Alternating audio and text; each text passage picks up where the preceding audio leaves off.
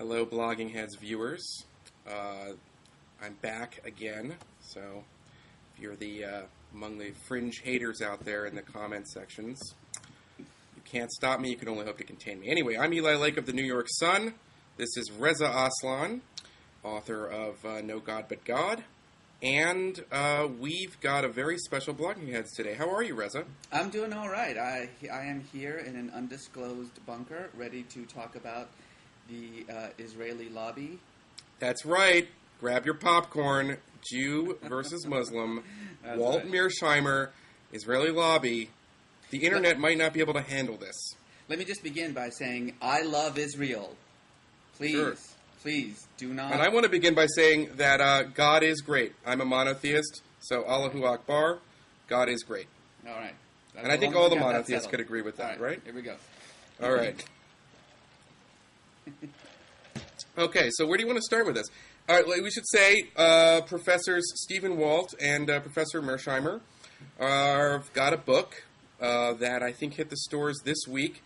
It should be in your bookstores now, and it's all about the evil pro-Israel lobby. It was based on a paper that came out about a year and a half ago that was published by the London Review of Books as well as the Harvard Kennedy School that caused a huge, huge issue. I should say that I have played a small role in the controversy. I am the author, though it really was a group effort at the New York Sun, of a story where we asked David Duke what he thought of that paper, and he said, thumbs up, we liked it, confirms what I've been saying for a long time. And that, this has been brought up by a lot of people so far, so here we go. I'm sure that we pretty much disagree with it. So where do you want to start, Reza? I want to start with why in the world anyone would give a damn what David Duke thinks about Walt and Mearsheimer, and what is so surprising that, an anti-Semite, racist bastard hates Israel. I mean, so what? Well, it's not. I don't think that's really what it was all about, Reza. I mean, I can go through it. The thinking of my newspaper and myself on that story was that, Walt and Mearsheimer had given a kind of academic patina to a long-standing kind of trope and false trope of noted anti-Semites, which is that there is a sort of cabal of Jews in the government that are responsible for undermining the national interest, undermining the democracy, and sort of launching these wars that are not in the national interest. And this is, in so many words, what Walt and Mearsheimer tried to prove. So I thought it was relevant that you would get somebody kind of from absolutely a fringe and marginal position that felt in many ways vindicated, and that this was in some ways, a sort of long overdue, from Duke's perspective, recognition that his view that of Zog, the Zionist-occupied government, is finally that Harvard and the University of Chicago are waking up, and I think in that respect it's absolutely fair in the news. And by the way, I called up Stephen Walt. He said he wants nothing to do with David Duke. Then, as a journalist, they tell me that how they feel about Jewish people. I don't believe that they harbor any particular ill feelings towards Jewish race, but this is the big leagues. And I think it's completely relevant to find out, just as I would think it would be relevant to call up David Duke after, I think in the early 90s, there were people who wrote books sort of saying, listen, I don't think that blacks are inherently stupider than whites, but I've looked at all this aptitude data, and if you look at the charts, hey, there's a real achievement gap. So someone who wants to write that, they're going to have to deal with the fact that there are people who really are ignorant racists who say this sort of thing all the time, and they're going to feel that, oh wow, finally, some egghead PhD at a respectable school is agreeing with me. Well, first of all, let me begin by saying some of my best friends are Jews. Yeah, no, I know. I'm not saying, by the way, Reza, that we're not going down that road. I'm just playing. Yeah. And second of all, I think this is sort of the problem, is that to conflate, a academic argument, regardless of what the merits of that argument is. I mean, an academic argument should be one in which we could all, feel free to discuss, argue against, find things that may be true, things that are false or maybe misstated, but do so in an academic environment without necessarily drawing these conclusions or these connections, I should say, between those who, beyond any kind of sort of, discussion of politics or foreign policy issues, are simply interested in gleaning whatever, information they can get from scientific or academic studies in order to validate their, ludicrous and racist opinions. It's somewhat akin to taking Darwinism, which is a perfectly valid both scientific and social scientific viewpoint, and connecting it to issues like eugenics or race cleansing and things like that. It just doesn't make any sense. And I think doing so, is part of the problem with this argument that Walt and Mearsheimer is making. We can talk about the argument in a minute here. Yeah, we will talk about the argument. Yeah. But the larger issue is this: why can't a perfectly legitimate academic argument about the effects of an Israeli lobby in the United States be had without bringing in people like David Duke into the argument, whose purpose, of course, is to essentially draw some sort of connection, whether you meant to or not. What you're saying is this: that Duke and no, it was Walt quite and intentional Mearsheimer, that we called up David Duke. I just want to say that it wasn't like we were but backing the into it. point, We knew what we were doing. Of course, but the point of it is Right. that the connection is implicit, and it's very clear that Duke and Walt and Mearsheimer have the same conclusions. I mean, now they may have drawn those conclusions, and first of all, they don't have the same conclusions. But the point is that they may have drawn those conclusions, by drastically different methods, and they may have completely different goals and ideologies. But that connection is part of the problem, and it goes back to the age-old conversation that I'm sure you and I are going to have over and over again, and that is, why is it that no one can bring up the word Israel in any kind of negative light without either being called an anti-Semite or being connected to people like Duke? All right, let's untangle that a little bit, okay? People every day in newspapers, on the internet, and the UN General Assembly say all kinds of nasty things about Israel, and David Duke has nothing to do with that.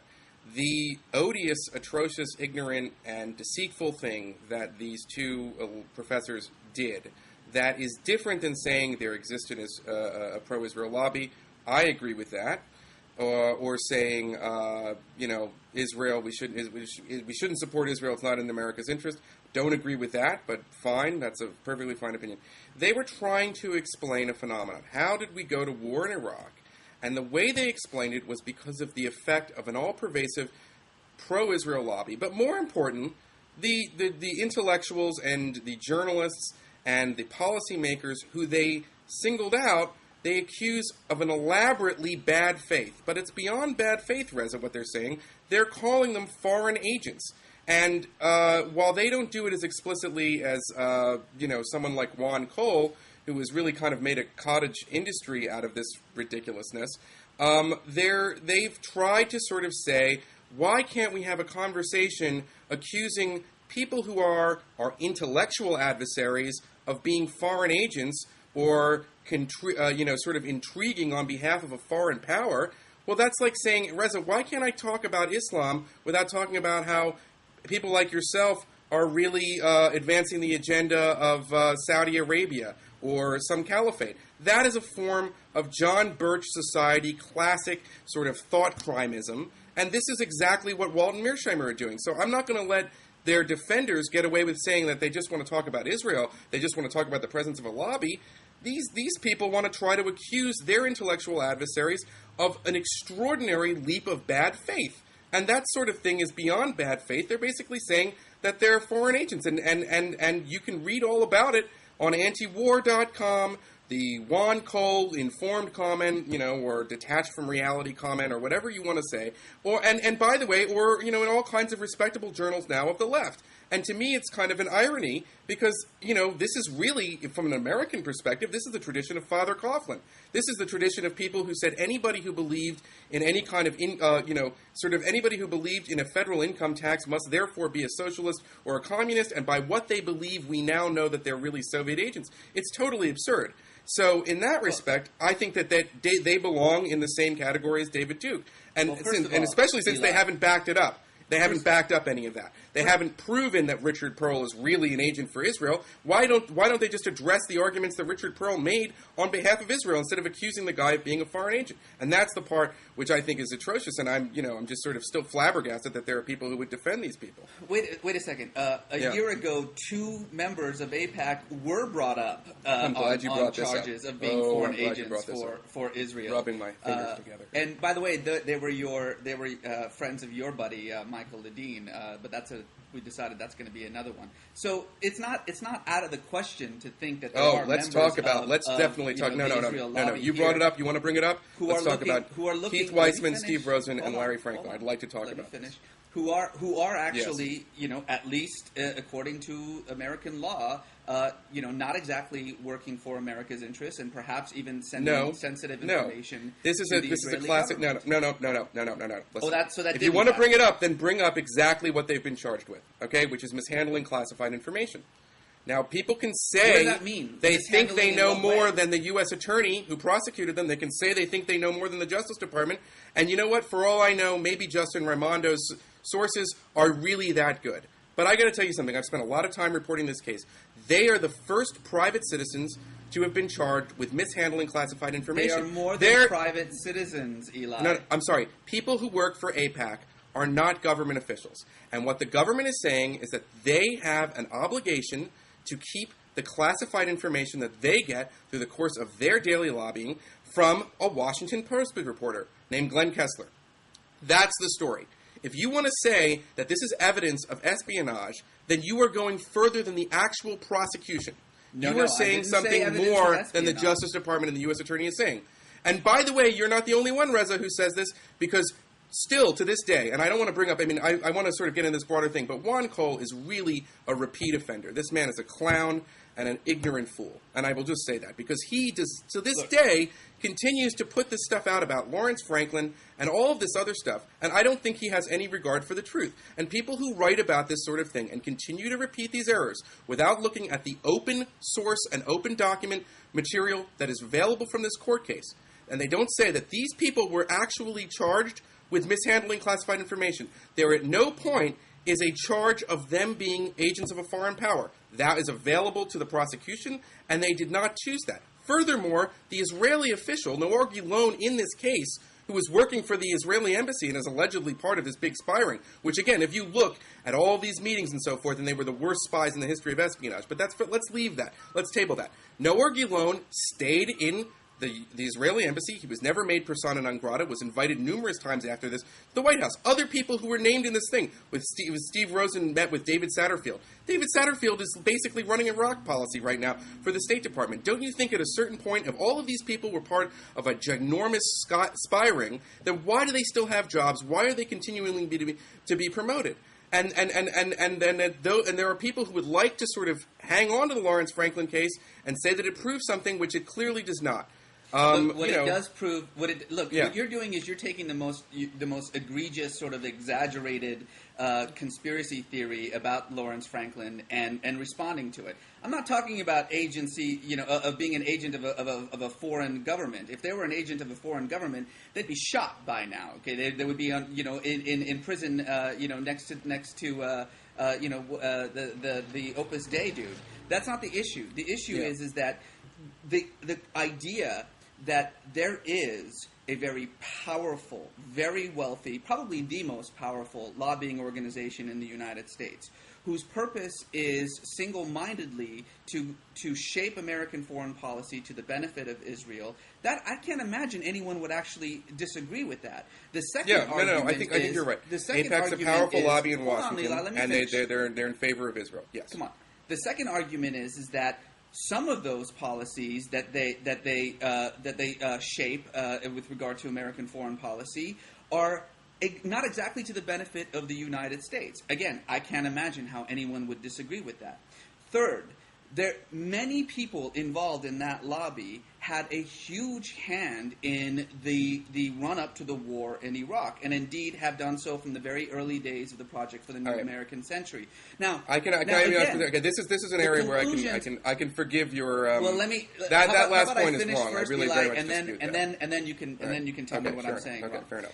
The point now is Now, what kind of conclusions do you draw from that? Now, is it right that Walt and Mearsheimer argue that, we went to war in Iraq because AIPAC told us to? Of course not. And I think, actually, from what I understand in their book, they make it much clearer that that's not what they're talking about. They apparently have backpedaled, but, we still have to read the Bush administration did not need to be convinced to go to war with Iraq. It wanted to go to war with Iraq from the very beginning. But I think it's undeniable that a huge push for that war, including most of the intelligence that we received regarding Iraq, came through Israeli intelligence. The fact that intelligence has been proved wrong, I think, has to be placed in the lap of the Israeli intelligence as much as it has to be placed in the lap of the American intelligence. Reza, you can say it as much as you want. That's just not what happened. I mean, the Israeli intelligence had very little to do with either the weapons of mass destruction or, for that matter, the tenuous claims about Iraq and al-Qaeda. That Israeli intelligence, there was one story by Robert Dreyfus, another one of these dishonest reports. By the way, Dreyfus, Cole, there's a whole group of these people who, you know what, I mean, they just, I mean, I don't know at this point. I don't think they care about whether something is accurate or not. But Dreyfus wrote one story for The Nation.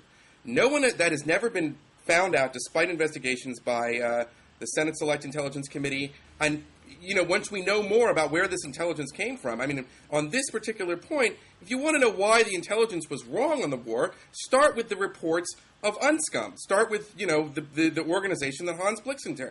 Look at what Richard Butler was saying. There was a consensus from the UN people who were there to inspect the weapons that Saddam had weapons programs. That's A.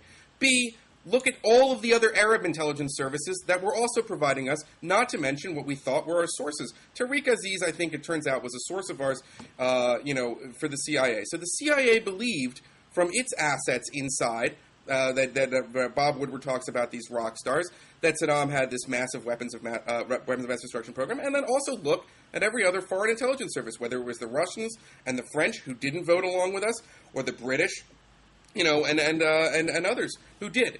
So the point is that this vision that it was just the Israelis, I mean, I don't know where that's coming from, but see, other than Robert Dreyfus. And if you look at what else Robert Dreyfus writes, it's crazy all talk. Of these sort of kind of, and I'm not saying that you're, an unthinking Israel supporter. You obviously are not. But again, listen to what you're saying. I'm saying that these are sort of undeniable facts, and they certainly had a role to play in the war in Iraq. They didn't. This is just like in the disaster of American foreign policy in the Middle East. You're responding to some claim that somebody made, not me, that this was all about Israel and all about Israeli foreign intelligence. No, but you're saying that Israeli intelligence played an important role in the intelligence. Of course Israeli intelligence played an important role. No, it didn't. Israel has had a much better intelligence about Iraq and, for that matter, about Iran than the United States has had.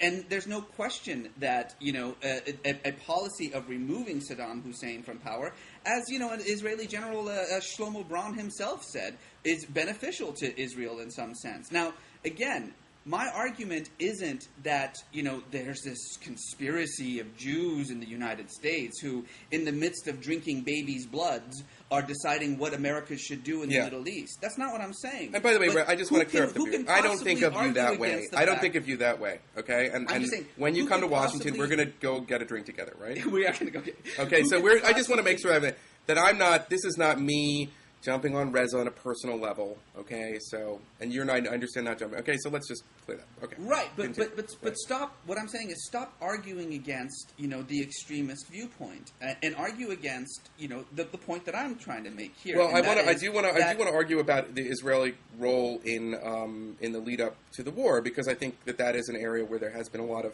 misperception. And I want to just, first of all, there's a very revealing piece, I think, by Gareth Porter on antiwar.com that came out this week, which we should link to when we're done, with an interview with Lawrence Wilkerson, who, if you watch other dialogues, I do not agree with on a lot of stuff, who says, in fact, the Israelis said, don't necessarily do Iraq, we're really much more interested in Iran. And that actually jives with my reporting as well and what I've written, which is to say that Israel's national security establishment thought that Iran was a much greater risk to Israel than the Iraqis. Now, that's A, okay? Yeah, but they've also made it very clear that Iraq was an easier target than Iran. And let's not forget, Iraq was just step one, okay? The minute we turned to Baghdad, the planning was how to get to Iran. So this was one large idea. Okay, well, actually, we've disputed that one in the last dialogue. I would sort of in some ways disagree with that as well. But I want to just sort of continue on the Israel, AIPAC, and Iraq war issue. Okay. All right. Then there's the issue of Ahmed Chalabi. Okay. Ahmed Chalabi, beloved, no doubt about it, by the neoconservatives, hated by the Israeli Mossad. And this is true because the Israelis didn't do anything to lift a finger in his behalf. And in fact, an interesting thing is that the neoconservatives' bureaucratic enemies in the Bush administration, which would be the CIA, has a much tighter relationship with the Mossad. And I can tell you, I know a lot of these folks who were in the administration, that they were constantly complaining that the Israelis wouldn't meet with Chalabi, wouldn't support the Iraqi National Congress, wouldn't support regime change. Now, secondly, one of the complaints in the 1990s from people who were worried about the influence of the Israeli lobby was a guy named Martin Indyk, Martin Indyk, as we know, is a former sort of high-ranking official, one of the founders of WINEP, the Washington Institute for Near East Policy, and was also an AIPAC official, right? Now, we have to understand, Martin Indyk's big contribution to the policy debate in the 1990s was the idea of dual containment, which is the opposite, I might say, of regime change. It was to say that you're going to contain Iran and Iraq. Okay, the neoconservatives were in direct opposition to this line of thought. They wanted regime change, and particularly regime change to start in Iraq. And there are a lot of reasons which we're not going to get into right now, but it was very much independent of necessarily what the kind of Israeli establishment wanted. Finally, let's get into one quick thing, though. Okay. That original policy paper was written for Benjamin Netanyahu. So the clean break memo. From the very beginning, there was a very clear connection between at least certain sectors, very powerful sectors of the Israeli government, and this sort of policy of a greater, project for a new American century. Go ahead. I'm sorry. Okay. Well, I'm glad you brought up the clean break memo, which is another one of these effing Rosetta Stones for the self-appointed American investigators of like the neocon cabal or whatever. And by the way, yes, if you're detecting the fact that I don't respect this viewpoint, it's because I don't, people. Anyway, it's interesting to me, and I've said this I think before. The entire clean break memo was a memo that was essentially written by a guy named David Wormser, who I know like very much and respect very much and is very much misunderstood. But the truth of the matter is that when he wrote this, it was sort of on a lark. Yes, it's true that Doug Feith kind of looked over and put his name on it, but this was Dave Wormser's sort of big thinking out of the box ideas, and it was for the Netanyahu government. Now, two things that really need to sort of be made clear: if you're trying to show Israeli influence into American policy, do not produce a memo written by an American given to an Israeli prime minister. Secondly, notice that Bibi Netanyahu didn't do anything that Dave Wormser said. It's undeniable. Everything that's in that memo was not Israeli policy. It was an idea. Yet everything that was in that memo had came to pass. You talk about it as no, it didn't come to pass. I'm just saying it wasn't. It wasn't. The Israelis did not take him up on it, which is my only point here. And going kind of back to Walt and Mearsheimer, is that neoconservatism is an idea independent of. I mean, Walt and Mearsheimer would tell you that neoconservatism is defined by advancing Israel's national interest. And what I'm telling you is that the guardians of Israeli national interest, which is to say their national security bureaucracy, are not neoconservative and oftentimes find themselves on the opposite side of debates as neoconservatives. So that's the factual thing. And then, as I said before. Now, finally, I want to just touch on one important thing, which is AIPAC. AIPAC in the 1990s, when it came to Iraq, lobbied on preserving, or sort of keeping the UN sanctions in place if Saddam did not comply with the weapons inspectors. That was about the extent of it. The Iraq Liberation Act, which was the first bill that called for regime change, which is, again, you'll get no argument. The neoconservatives very much liked this idea, and they really, really pushed for it, was not pressed by AIPAC. The AIPAC had nothing to do with the Iraq Liberation Act, nor did it have anything to do with lobbying for support in 2002 for the original war resolutions. What did they lobby for in 2002? Well, they lobbied in part, basically, with regards to sort of how to rejigger the Israeli relationship with the U.S. in light of sort of the failure of the Oslo process. And there were a series of sort of congressional resolutions that they did push that said, we respect Israel's right to defend itself and so forth and so on. And it also began sort of reinvigorated lobbying on behalf of the financial sanctions against, at first, Libya, though that soon was dropped after the deal, and of course Iran. But when it came again to Iraq, there was nobody in the AIPAC, sort of drawing up, we're going to support the Iraq liberation. So I just think that these things are very important to sort of distinguish. And it's, goes against this orthodoxy. And sometimes I have to say, not you, Reza, but I think sometimes it does appear to me that those who keep repeating this stuff without bothering to actually correct it are just sort of, it's sort of like the big lie, Well, okay, let's go. Let's talk about AIPAC for a second here. Because let's talk about AIPAC. We're talking about what I would consider to be the most powerful lobby in the United States on foreign policy. On foreign policy, not on NRA. I mean, does it compare to NRA, AARP? No, I mean, look. You could run for president of the United States on an anti-NRA platform and win. You couldn't run for, a congressional seat in any district that you can think of on an anti-AIPAC, forum and win. So, I mean, I would say that they're, in general, the most powerful lobby in the United States. Now, that's not a criticism. This is how this country works. It's how our democracy works. Good job, AIPAC. I think it's fantastic how they have managed to take this enormous amount of money and to filter it very smartly to the proper politicians, so that anyone who wants any kind of influence in the U.S. government has to essentially kowtow to AIPAC. That's not, again, I'm not criticizing AIPAC. It's a fact, and that's, they should be congratulated for using the system to their advantage. The question now that we need to talk about, and this is, I think, regardless of the obvious, research and methodological mistakes that Walt and Mearsheimer have made, is this. Does that policy that AIPAC, and I would use the word forces America to pursue in the Middle East, does that benefit the United States, or does it not? Forces America. I mean, what is that? Listen, that's what lobbying organizations do. They force politicians to do things, or they punish them. And we can talk about all the politicians who have been punished by AIPAC. Let's talk about a couple things, okay?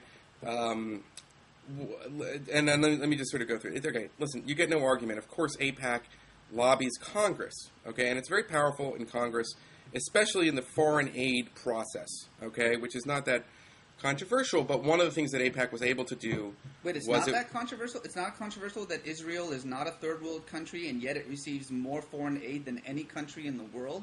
That's not a controversy? All right, fine. It's a controversy for you. Okay. That's all right, it's a controversy it's not for a controversy for most people in Congress. Okay, I'm just saying that or rather, the fact is not controversial. Anyway, that what you had was Caterpillar, the major defense firms and so forth, sort of, used to have different foreign aid agencies, and AIPAC was able to sort of get all of the major interests that lobbied Congress on foreign aid and to just sort of agree on a common agenda. And that's been sort of the case for a long time. And I would add, the second most would be Egypt, by the way. And a lot of the aid for Israel, the annual aid for Israel is written into the Camp David I peace agreement. Okay, but let's just keep things in perspective. It's true that Egypt is the second largest they get about $1 billion receiver of aid. Yeah. But our aid to Israel works out to approximately a little more than $400 per Israeli. Okay, so right, well, I don't know that statistic, but I want to sort of get back to sort of what you said. When it comes to Congress and when it comes to the foreign aid bill, Israel is, the AIPAC as a lobby, which is Americans who feel very strongly about Israel, is very effective. And I think what AIPAC would tell you, and I'm sympathetic to this, is that one of the reasons they're effective is because most Americans would rather support Israel than what they would see as sort of the alternative. But let's just say that's wrong. Let's just say that there's an outcry of support for supporting the sovereign families of Arabia, and that also there's a lot of concern about legitimate, and I say they're legitimate grievances for a lot of dispossessed Palestinians, and that this is somehow skewering what the American people want. But at least according to a lot of polls, there seems to be a lot of support in general for America's relationship with Israel, particularly with the fastest growing segment of Christianity, which are the more fundamentalist. That's another conversation. Okay, there's that. Now, I just want to say we have to put this in. Foreign policy for the United States of America is not entirely the business of Congress. Congress plays a role, certainly. Congress can be a pain in the ass for the State Department, absolutely.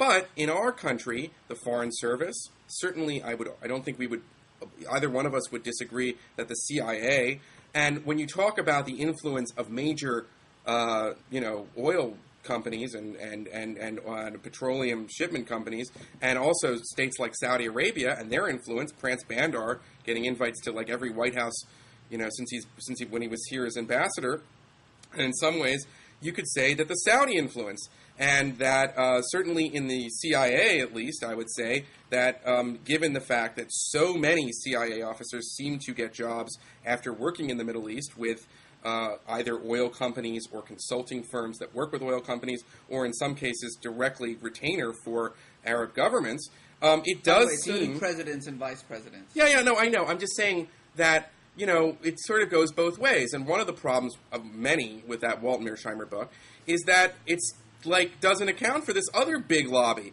I mean, I think I could just as easily say, hey, how is it that America is still, after 9/11, so incredibly close with Saudi Arabia? And because if you want to talk about the things we do for Saudi Arabia... What do we get from Israel is the question. We get... Look...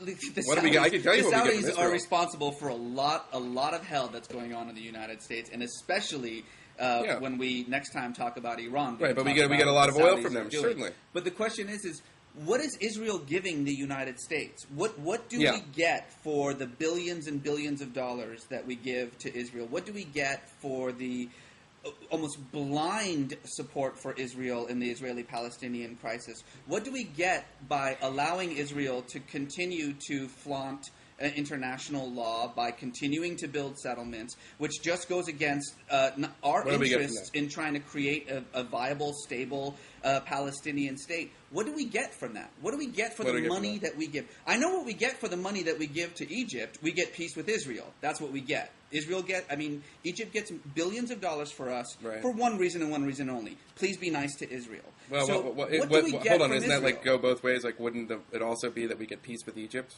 right? I seem to remember. I'm not a Middle East historian, but I seem to remember the Jewish state did fairly well in those wars. Anyway, we gave that money to Sadat. So yes, it's true that we've got a nice, friendly dictatorship in Egypt. That every once in a while we show up, put our hands around the president for life, and say democracy is doing well in Egypt, but. Again, the question comes over and over again. Anyway. What are we getting from Israel? What do we get a couple for our things. money? Listen, I'm glad you brought that up. That's a very good question. Okay, a couple things. One of the great things about, or one of the big differences between Israel and all of the other countries in the region is that Israel has been dealt in through a series of memoranda of understanding signed in the first Reagan administration, is now kind of, a participant like Japan or Germany or France or the United Kingdom in America's massive military-industrial complex. Which is to say, one thing is that Israel has defense firms that will design the next generation of guidance systems for our Joint Strike Force fighter. Don't hold me to that. But I'm just saying that is one thing that certainly you get from the Israelis, is that there is a country that's populated by very talented people who are an advanced democracy, and they manage to contribute very much to our defense industry after the Cold War. Second, except that we give them billions of dollars in order to do so. Give them. I'm just whatever. Honestly, I'll tell you something. I'll say it right now.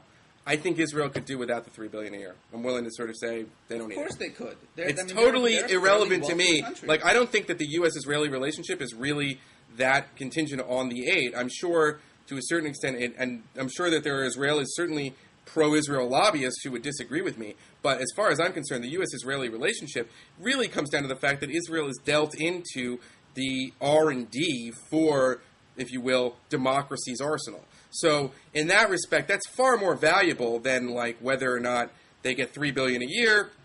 And I think that the only thing is that if they were not to get $3 billion a year, you would be reopening the Egyptian-Israel peace accord, and I'm just saying that could be diplomatically quite messy. But again, I don't think that I can't make an argument right now that Israel needs all of that aid. Though I think it's good that they get the aid. Now, secondly, what else does Israel do? And I think that this is really important and is often missing, okay? Israel is the leading edge of a democracy, how a democracy deals with counterterrorism. And I know you're not going to like this, but I'm just saying we are going to have to deal with the reality of asymmetric warfare And that's the new threat. I don't think that there's anyone on the horizon that could possibly want to challenge the U.S. Air Force or the U.S. Army or the U.S. Navy in a one-on-one, straight-up competition. The wave of the future is going to be asymmetric warfare. And frankly, Israel is on numerous levels. It's not written about as much, but Israel is constantly training, whether it's our officials in the Department of Homeland Security or the Broward County Police Department. Israelis are there, whether it's how to detect bombs, and so forth and so on. And I think that in that respect, their techniques for doing counterterrorism are the kind of techniques that, in the end, if you talk to people who do FBI counterterrorism or people in the New York City Police Department who does their counterterrorism, they would say that these Israeli techniques and that relationship is probably keeping America safe and saving lives. So that's another major, major benefit to the U.S.-Israel relationship. And finally, I think that we have a cultural, political, and I think ideological affinity with the Jewish state that is just, let's be honest, not there at the moment, really, in other places in the region.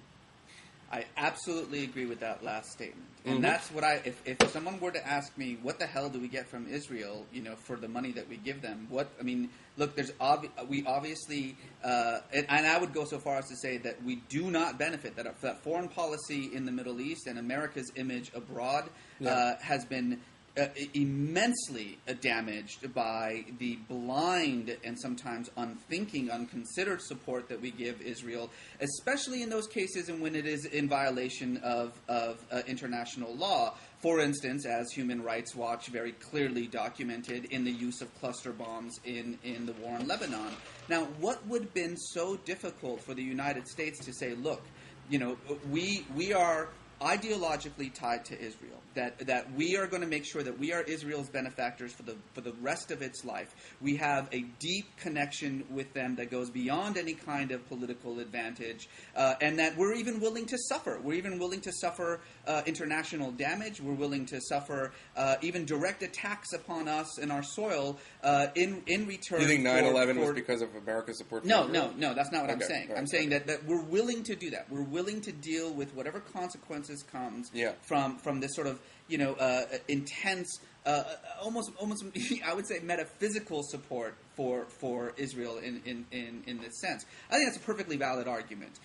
Whether, and you and I agree on whether Israel should be given $3 billion of our tax money every year for. Well, I don't want to say I'm necessarily against it, but it's just to me it's like Israel could lose it and it really doesn't affect the overall U.S.-Israel relationship. But here's the issue: is that what you said is essentially, well, what's the alternative? Like, what would be the alternative viewpoint instead of just this sort of monolithic,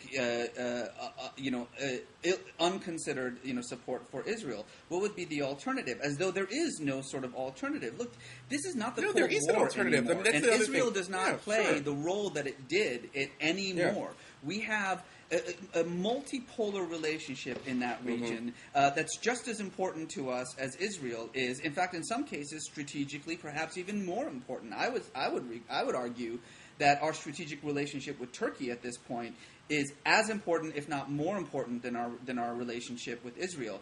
But there is a larger point to be made here that I don't think we're talking about, and that is this relationship, regardless of whether it's helping the United States, is it even helping Israel? I mean, is Israel in a position here, in this kind of this sort of position that it's found itself in, which it knows that it has kind of the support of the United States regardless of what it does. It knows that no matter what happens in the United Nations, and I'm not talking about the Arab nations and sort of the issues about whether Zionism is racism. I'm talking about legitimate votes in the UN to censure Israel for its violation of international laws, which are repeatedly vetoed by the United States. Yes, I mean, they are. Is that not just in our benefit? Is it in Israel's benefit? We talk a lot, and this. Well, I don't know if it's in America's benefit to really take the UN all that seriously right now. So I'm the wrong guy to talk about it. This is look. Can I tell you, it's a little off topic, Reza? If it was up to me, yes. Not for UN ambassador, but like for whoever the guy who would have to go to that ridiculous Durban conference, the one on anti-racism or whatever. Yes, here's how I would pick the ambassador. You ready? It'd be like a reality show. America's funniest clown or mime. And there'd be like a mime and clown competition, Americans would call in, and then whoever won. That was our guy that we sent to the Durban Anti-Racism Conference. That's great. That's our guy we sent to the crazy Geneva Committee on Human Rights that still has Zimbabwe and Iran on it. That's what I would do. I'm glad, Eli, that your views on the UN align with Tim LaHaye's views on the UN. In fact, you know what I think I'm going to do is I'm going to call Tim LaHaye and I'm going to ask him what he thinks of your views. Your well. I think it's a pretty novel idea. I haven't heard anybody talking about trying to send a clown to the UN. That's what I would do. I bet you he'll agree. Maybe he doesn't want. No, not for UN ambassador. Not for U.S. ambassador for the whole UN. I'm just talking about for the guy who has to show up at the Durban conference. That's just the biggest joke. And that's an example, by the way, kind of getting back to the whole Israel thing, of Israel's just never going to win because there's 22 countries in the Arab League, and except that Israel does win. There's 22 countries. Not in the UN. Arab it League, doesn't win. And Reza. yet It doesn't win in the UN. One country, the United How does it States, win in the UN? that gets to decide what happens and what doesn't happen. So there could be 400 countries lined up against Israel, and it don't matter because Israel's going to win because it's got America on its side. Right or wrong, it really doesn't matter. By the way, I just want to emphasize that just because Tim LaHaye thinks that the Antichrist should be the executive secretary of the UN, and because you think that the UN is basically a useless function, doesn't mean there's any connection between you two. Hence the Walt Mearsheimer, David Duke. Oh, well, if you want to get back to that, that's like the Hitler is a vegetarian argument. Like, that's not my point. As I said before, I would not have... the David Duke issue with Walt and Mearsheimer is because they're essentially saying the same thing. They're accusing people of being foreign agents and having taken over the government, which is basically crazy. Apparently, they've backed away from it. And if they want to have a conversation sort of based on their gerrymandered text and tendentious arguments about how terrible Israel and so forth, I mean that's fine, and who would care? But what kind of gave their piece this elan was that they capital L lobby, and they're finally sort of saying the sorts of things that paranoid, friendless anti-Semites in their basements were not saying on college university campuses. So they're making legitimate arguments that can be debated rightly. It's or not wrongly, legitimate though. I'm just saying it's not. If you want to accuse somebody of being a foreign agent, that's okay. You know what? Let me even modify that. If you've got evidence that somebody in public life was a foreign agent, okay, then that's a serious story. But they didn't actually present that argument. They just sort of assumed it in the piece. So it really falls in the same category as a book by Ann Coulter called Treason, where she accused, like, Ted Kennedy of being on the Soviet side in the Cold War. That's an outrageous and atrocious thing to say about someone. I disagree with Ted Kennedy on all number of things, but I don't think he's a Soviet agent. You understand that, Reza, right? So we can say that, like, Ann Coulter, for calling Ted Kennedy a Soviet agent, is sort of like in a different category, just like we can say Walt and Mearsheimer for calling all these neoconservatives foreign agents in a different category too, which is what they're saying. And for that matter, add to the list the Juan Birch Society. But he's not. But he's not in David Duke's category. No, David Duke is not as atrocious. And they say in my piece, I don't like David Duke. I wish he didn't have anything to do with it. But the truth of the matter is that as far as the question of do the Jews get us into the war by conniving in the media and so forth, they're pretty much saying the same thing. Or at least they were, and now apparently they've backed away from it. So, bravo. Hey, look, a lot of my views about the Israeli-Palestinian crisis happen to actually match some views of members of the Al-Aqsa Martyrs Brigade. So, should we get a member of the Al-Aqsa Martyrs Brigade to talk about whether my opinions on whether Israel is in violation of international law by building settlements in occupied territories? If you are going to accuse somebody in the public square, we're going to go round and round on this. If you're going to accuse somebody in public of essentially being a foreign agent and intriguing and manipulating the media to get people into a war that, when they wrote that, was already very unpopular and that by many accounts we were losing, okay, then you are joining the company of a bunch of sort of noted people who have put forth a classic anti-Semitic trope. By the way, I don't necessarily even care to call them Jew haters. I'm perfectly content with calling them sort of modern-day American McCarthyites, fools and liars. But I don't, just saying, this is not one of these situations where, we're just going to they get away from it. And it's important, by the way, also, when people in the academy give the academic gloss to kind of, outrageous ideas like David Duke's, that you sort of draw the connection. And I just don't understand why that's so controversial. Furthermore, I don't want to go on a rant here. I'm going to calm down a little bit. You don't want to go on a rant? I don't want to go on a rant. But furthermore, what might be even more ridiculous than the initial thing is Tony Judt from New York University, writing in the New York Times op-ed page that there was, like, you know, a censored debate going on because of charges of anti-Semitism. You're writing in the freaking New York Times, Tony. What is this? Everybody lost their minds. It's crazy. All these people who, like, it's the best, let me tell you, the best thing in the world for a Middle East Studies professor is to be called an anti-Semite by the New York Sun. That's the greatest thing. You'll get tenure. I'm going to let you get away with everything that you're saying, but don't you dare say that people like Tony Judd, people like Walt and Mearsheimer, and in fact anyone who tends to make any kind of passionate argument that goes against the Israel's interests isn't referred to as anti-Semite. And that's particularly true in academia. I mean, let's not forget what happened to poor Norman Finkelstein, okay, because of that. As I affectionately call him, call him, the douchebag Alan Dershowitz. I mean, it's absolutely absurd. Yes, douchebag. I find him to be a despicable human being, and if he were next to me, I'd run him over with my car. The idea that I think if Norman Finkelstein was next to me, I would spill soup on him and step on his toe.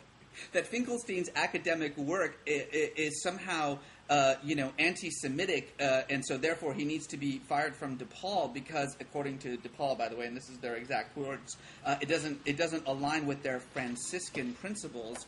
Let's not beat around the bush. Look, everything that you and I are saying, and I think an argument could be made either way, but it's impossible, I think, to disagree with the fact that the conversation about Israel has become so polarizing, so toxic, that it's very difficult, even for a Jew like Finkelstein or Tony Judd, to make any kind of comments about either the pressure that they're on, to quote unquote toe the line in some way, or about the criticism that they calls get other people in order, fabulous. the like a crazy man. They get.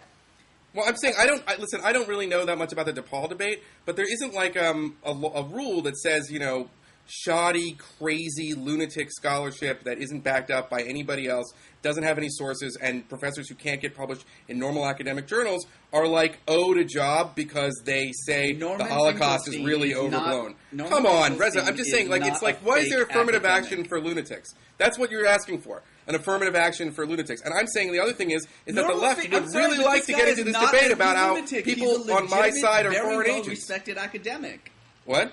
He's not a respected academic. The only people who respect him is Counterpunch magazine. Yeah, Noam Chomsky respects him. Right, and Noam Chomsky's a hell of a good linguist, but, when it comes to theories of on politics or like the truth about America, that's also pretty contentious.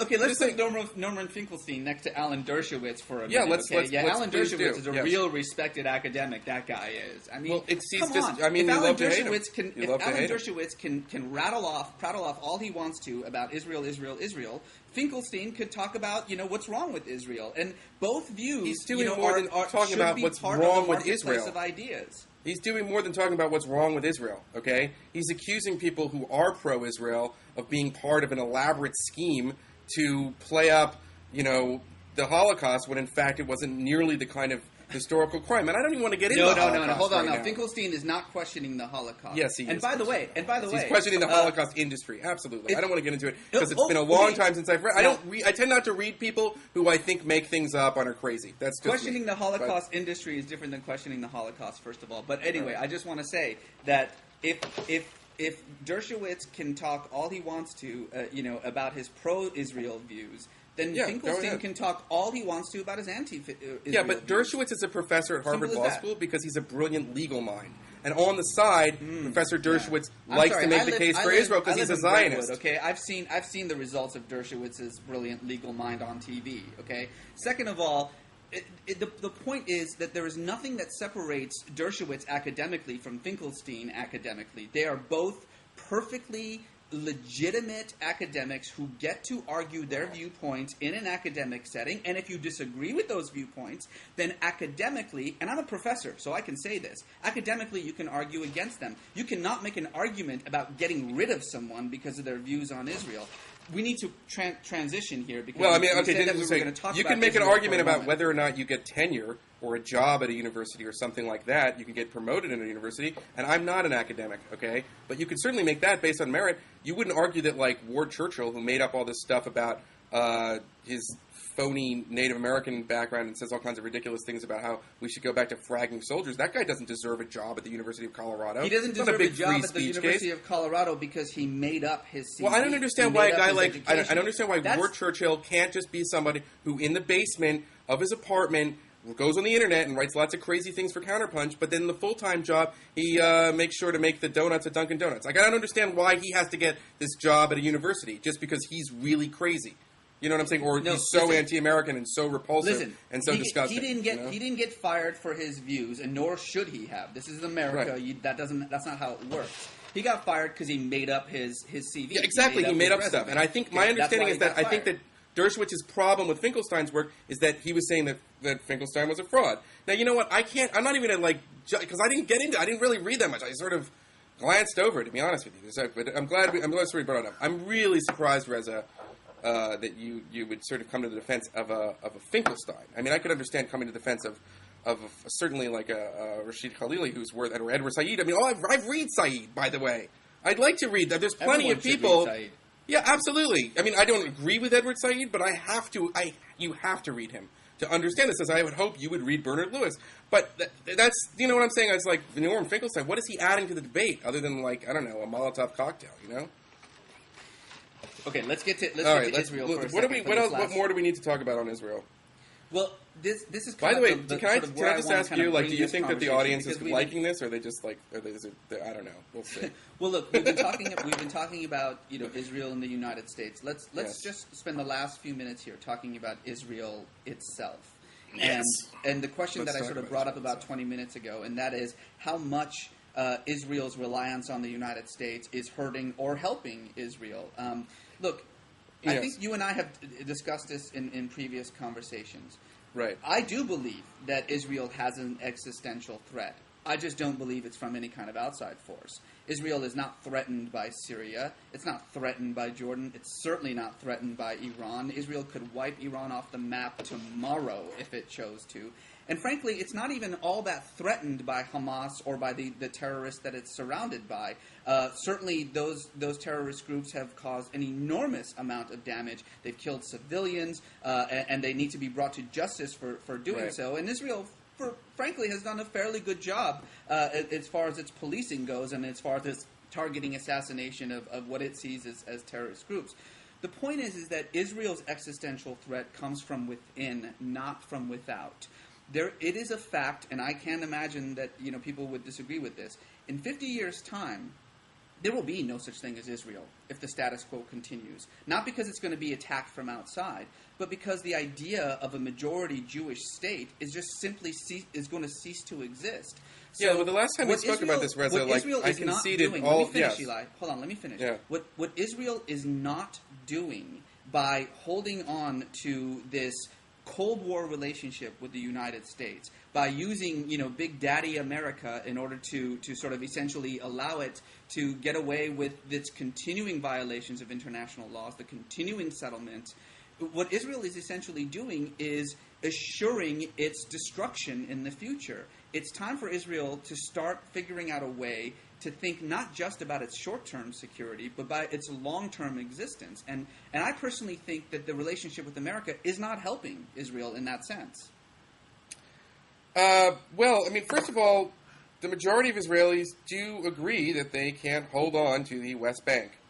And certainly they agreed that they can't hold on to Gaza. It's very difficult because in some of the settlements, and a lot of settlements, you have a fringe of people who are probably not going to leave, and they're very messianic. And dealing with that is very painful for the Jewish state. But you do not have, at least the Israeli, national security establishment right now has agreed, and pretty much agreed, I think, I would argue, since at least Oslo. As I think we said last time, the holdout on this view, the major holdout on this view, was Ariel Sharon. Before he got the stroke, we know that Ariel Sharon agreed, and in fact did, retreat and dismantle settlements from Gaza, and that the platform of the party of Ehud Olmert before the Lebanon War was essentially to begin the process of unilaterally withdrawing from the West Bank. And now you're seeing the Israeli government going along with some deal that they would try to work out with Mahmoud Abbas. So I think that, this argument about the demographics, Reza, is one that most Israelis clearly agree with. What I don't understand is how you could say that Iran is not a threat, Hamas is not a threat. Listen, of course they're a threat. Come on. A threat? Well, listen. Okay, let me just put it out there. Okay, there is a tendency among some of critics of Israel to assume that terrorism isn't a form of warfare, that isn't deliberate.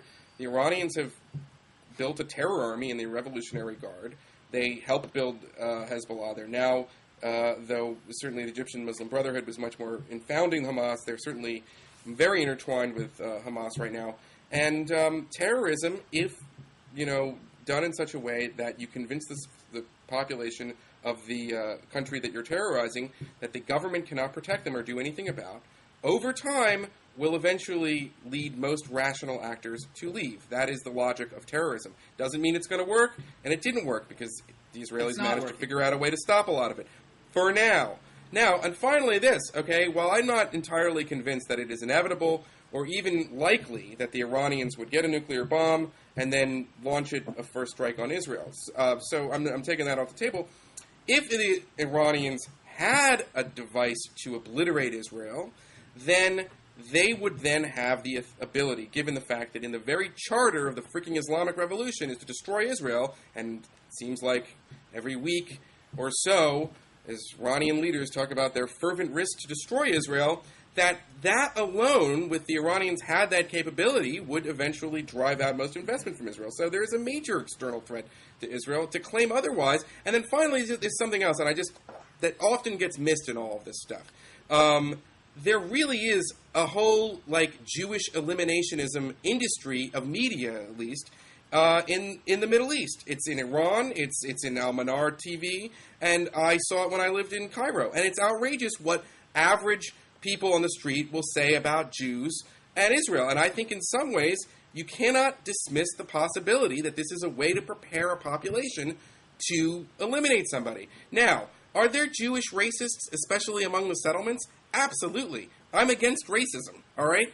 But you can't compare a country like Israel, which has post-Zionism studies in their major universities and human rights organizations that, document the expansion of settlements in the occupied territories, to nations whose official state, newspapers and television stations produce, mini-series that say, that the, sort of reviving the protocols of the Elders of Zion. It's just two different worlds. And I'm saying, so these sorts of things, Eli, I think, are very serious threats to Israel. And also, if we go back in the history, there have been, there's been 3 major wars.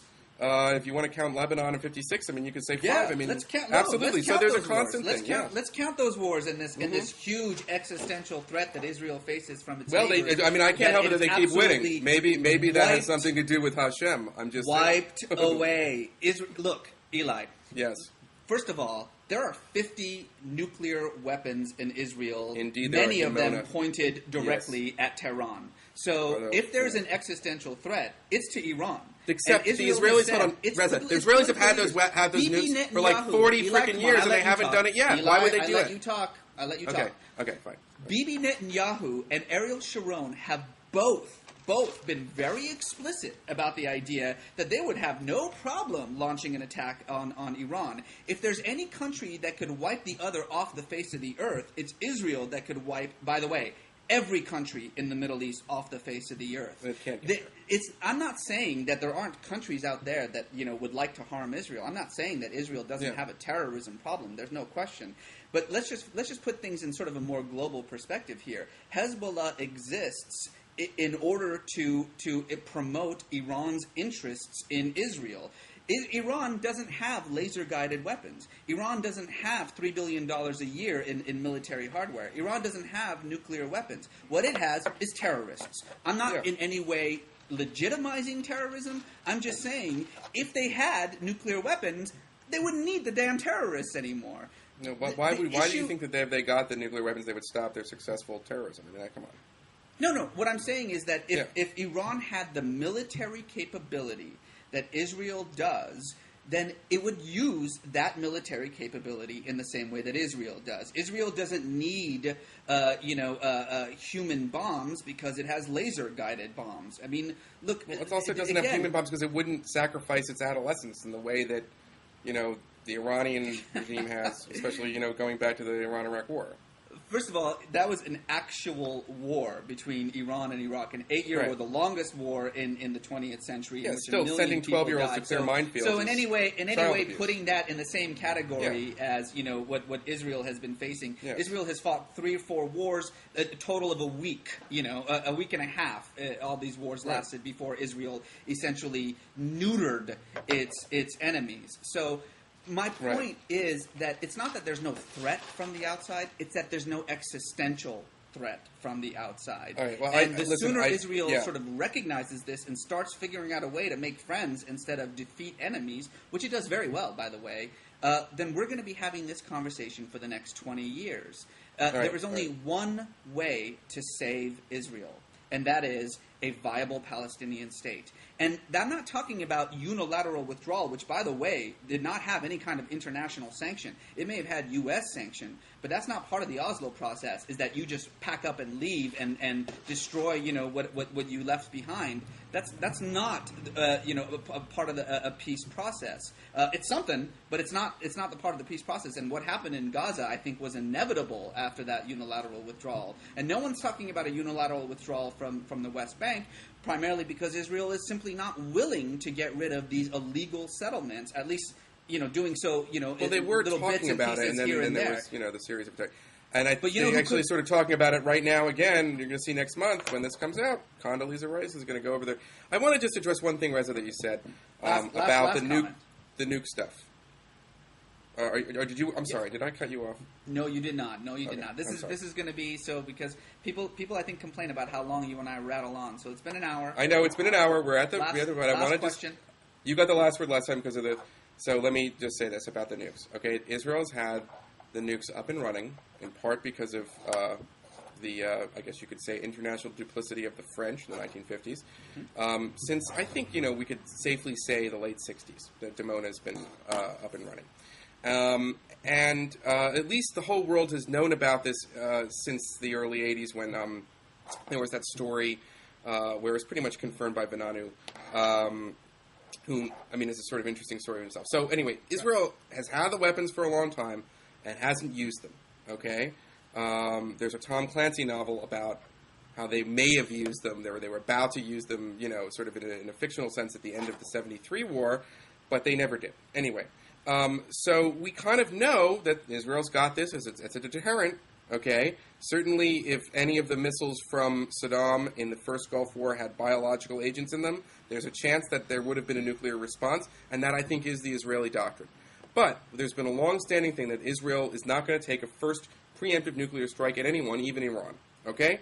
That's A, and I don't think everybody with a nuclear weapon has the No, I'm saying Netanyahu and Sharon have never said, we're going to nuke Iran. And anybody who would talk about using nuclear weapons for a first strike is insane. That's like, and politicians don't say we're going to nuke you. You know exactly how politicians talk, and I'm saying that it's very important. They've said we can't allow Iran to get a nuke, and I think that there is a big difference between a country, as I said in the last dialogue, is really like a country like Iran, which the Islamic Revolution is something that is a sort of perpetual state for the people who rule the country. I'm a big, as you know, we both agree we'd like to see nonviolent internal regime change there.